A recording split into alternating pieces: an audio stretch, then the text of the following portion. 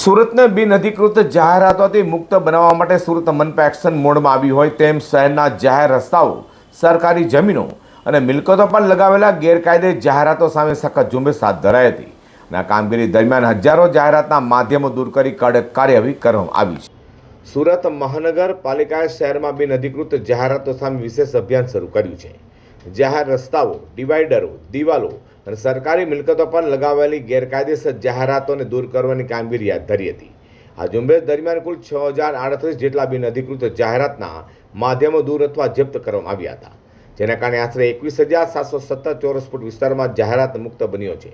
માત્ર જાહેરાતો દૂર જ નહીં, પરંતુ નિયમોના ભંગ બદલ પાલિકા દ્વારા 51,500 રૂપિયાની પેનલ્ટી પણ વસૂલાઈ છે. ઉપરાંત વિવિધ વિસ્તારોમાં 24 પોલીસ ફરિયાદ નોંધાવી વધુ કડક કાર્યવાહી હાથ ધરાઈ છે. સુરત મનપાનું કહેવું છે કે ટ્રાફિક સુરક્ષા, શહેરની સ્વચ્છતા અને શહેરની સુંદરતા જાળવવા માટે બિનઅધિકૃત જાહેરાતો સામે અભિયાન સતત ચાલુ રહેશે.